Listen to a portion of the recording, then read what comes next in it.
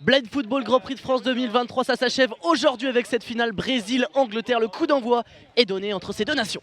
Côté anglais aussi également, très peu de buts encaissés. On a un petit peu de mal à voir parce que les gens sont en train de s'installer, mais le ballon est désormais dans la zone D. La frappe de Samir, la première vraie frappe de cette partie. Dylan Malpass n'est toujours pas inquiété, il peut relancer rapidement. Pour Roy Turnham, l'un des joueurs les plus techniques de cette équipe anglaise qui part de la zone D. Il est désormais dans la zone A sur la gauche. Le numéro 9 qui va essayer de rentrer dans la surface. Quelle frappe! Et Maicon qui n'était pas loin du but contre son camp. Première énorme occasion pour les Anglais. Il est revenu dans l'axe, il a frappé du pied droit. Gros arrêt de Jean Patrick directement sur Maicon. Ça a failli tromper son propre gardien. On peut repartir de l'autre côté. Mais quel arrêt de Jean Patrick, encore une fois. Il a été tellement vite à l'horizontale pour sauver ce ballon. Et effectivement, derrière, ça rebondit sur Maicon et il a fait une double parade, hein, Jean Patrick. Et on est quasiment plein axe du terrain.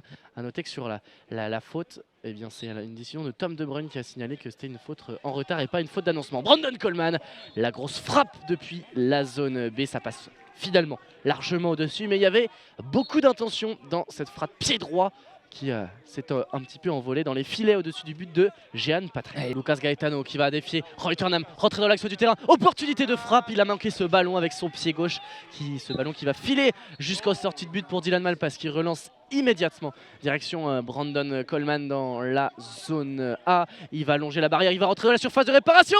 La frappe, elle est beaucoup trop croisée, elle a pris une forme de centre et Zamjid va peut-être être à la tombée. Non, c'est Maicon qui est le premier. Ce ballon ne sort pas, il repart dans l'autre sens. Très bien fait, la sortie de balle de Maicon qui va progresser et d'un but à l'autre il va se retrouver face à Dylan Malpass. Il a un petit peu perdu le ballon, il n'a pas réussi à frapper lui non plus du pied gauche et on a fait un aller-retour express entre le but anglais et le but brésilien. Ça va d'un but à l'autre, ça va dans tous les sens dans cette finale. Récupération Benbridge qui va pouvoir remonter tout le terrain. Il a passé la ligne sur la droite, il a passé les 15 mètres, il va se repositionner près de la surface, il va dribbler, il va passer sur sa droite et l'arrêt de Jean Patrick sur sa gauche. Ce ballon enfilé dans la lucarne droite du gardien brésilien qui a arrêté cette balle à la feinte pour se remettre sur son pied droit, mettre dans le vent 3 défenseurs brésiliens et armer vraiment ce missile qui partait dans le haut de la cage de Jean Patrick, repoussé donc par le gardien brésilien. Mais ça va revenir avec Turnham sur le côté gauche. Est-ce qu'il va se réaxer? C'est un droitier, oui, il a réussi à frapper pied droit. Jean Patrick ne peut pas intervenir dans un second temps, il garde le ballon.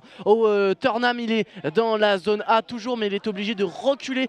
Attention, c'est reparti pour cette deuxième période avec Turnham directement, un ballon dans la surface de réparation et l'occasion encore énorme pour l'Angleterre. Il y a un joueur qui est au sol, c'est Turnham. Brandon Coleman désormais a le ballon sur la droite. Il y a un coup de sifflet de l'arbitre parce qu'il y a eu un énorme choc dans la surface de réparation. Coup d'envoi, Turnham, il a filé tout droit, il a slalomé entre trois Brésiliens, il était dans la surface de réparation, il n'a pas pu reprendre cette balle, mais ça a inquiété Jehan. Désormais sur la droite, en faveur de Lucas Gaetano. Qui récupère et qui va avoir une opportunité, la frappe! Et le gros arrêt de Dylan Malpass sur sa gauche, il s'est étendu. Encore une fois, vitesse d'exécution du plongeon, absolument remarquable de la part de Dylan Malpass, parce que d'où on est, je pense que cette frappe, elle est cadrée au ras du poteau, en tout cas ça se joue pas à grand chose. On va regarder ce ralenti sur les écrans, la percée de Lucas Gaetano, il est trop peu cadré, ouais, elle n'était pas cadrée cette frappe, pied gauche, mais elle a inquiété le gardien anglais. Remise en jeu de Maicon va être un peu longue pour Loa Samir, qui en fait dans un deuxième temps a réussi à s'en saisir parce que le ballon a été raté par Turnham et ce sera un corner parce que Dylan Malpass s'est interposé tout de même. Alors c'est une occasion, même s'il n'a pas voulu tirer, c'est dans sa course qu'il a poussé cette balle, mais c'était assez puissant pour inquiéter Dylan Malpass qui a repoussé ensuite sur sa gauche. C'est parti avec Maicon dans le rond central, bien pris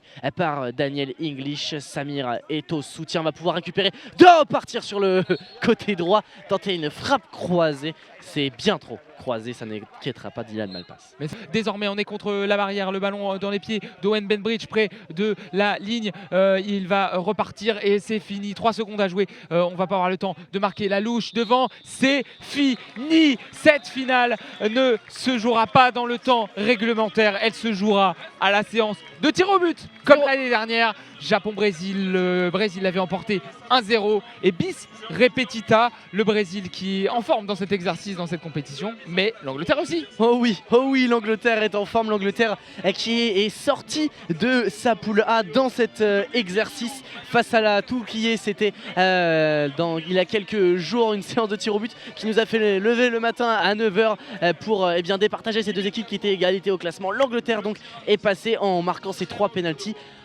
bis repetita en demi-finale face à la France. 3 pénaltys inscrits. On va voir si on garde les mêmes 3 tireurs. À chaque fois, c'était les mêmes Owen Benbridge et les 2 tours jumelles, Brandon Coleman, Daniel English. Le baisser, il va le baisser très bas parce qu'il est très grand.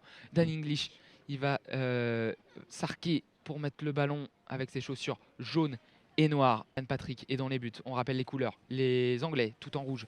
Jehan Patrick qui est en blanc, short vert, chaussettes vertes. Et il a le ballon sous le pied droit. Désormais, il va attendre les indications du 10. Non, c'est tiré directement au centre. Et l'arrêt de Jehan Patrick. L'arrêt de Jehan Patrick sur son torse. Il lève les doigts au ciel. Jehan Patrick, Danny English qui a frappé une mine très rapidement sans attendre les consignes du guide. Il a frappé l'arrêt de Jehan Patrick. Et première option. Pour observer ce penalty de Lucas Gaetano. C'est parti pour le Brésilien et c'est dedans, c'est touché par Dylan Malpass sur sa droite, il s'est couché mais il n'a pu repousser ce penalty qui est donc rentré. La célébration de Lucas qui a été un petit peu trop loin sur le terrain, arrêté par Monsieur Bonin, la deuxième arbitre de cette rencontre, mais elle est belle à voir. La joie de Lucas Gaetano, 1-0 pour les Brésiliens dans cette séance de tir au but. Ouais, il a sauté en levant les bras et puis là c'est un nouveau joueur qui se présente et l'autre Golgot de cette équipe, Brandon Coleman. Brandon Coleman, deuxième penalty pour les Anglais. Ah, plusieurs petits coups de sifflet. Il y a Tom De Bruyne qui va demander un peu d'atox là de Jehan Patrick. Il va récolter son petit carton jaune, Jehan Patrick, oui, parce qu'il a voulu perturber l'Anglais, bouger, un peu râler. Et ça sera donc un carton jaune pour Jehan Patrick qui a beaucoup de vis, hein, le gardien brésilien. Brandon Coleman contre Jehan Patrick, il a les deux mains sur le ballon, il va se reculer sa jambe et peut-être la frappe de Brandon Coleman, ça passe au-dessus des buts, il a envoyé un pointu, il a toujours tiré en lucarne et là cette fois-ci ça passe 1 mètre au-dessus des buts de Jehan Patrick qui a peut-être réussi son pari d'avoir perturbé la routine de Brandon Coleman. C'est au-dessus. Et attention, le prochain tir, c'est la balle de match, Hugo. Ouais, c'est déjà la balle de match. Maicon pour un doublé du Brésil au World Grand Prix de France. C'est parti, le coup de sifflet. Maicon, c'est dedans! Le Brésil est champion de ce Grand Prix de France 2023 sur cet ultime penalty de Maicon, croisé, un petit peu topé, mais qui trompe Dylan Malpass qui s'est étendu sur sa droite mais qui n'a pu s'interposer. Le Brésil remporte cette deuxième édition comme la première au tir au but face à une très valeureuse équipe d'Angleterre. Il n'a pas été étincelant dans cette compétition, Maicon, mais il a été tueur, juste ce qu'il faut contre le Japon. Et là, lors de la séance de penalty contre l'Angleterre, la célébration, fameuse célébration de Maicon qui a rejoint ses deux mains et qui a fait un grand cercle autour de sa tête, qui a embrassé ses deux mains et qui a levé ses mains au ciel. La célébration classique de Maicon, les Brésiliens sont champions de ce World Grand Prix et voilà, à l'image du Brésil pendant toute la compétition, Maicon n'a pas été brillant mais il a été efficace et le Brésil est champion.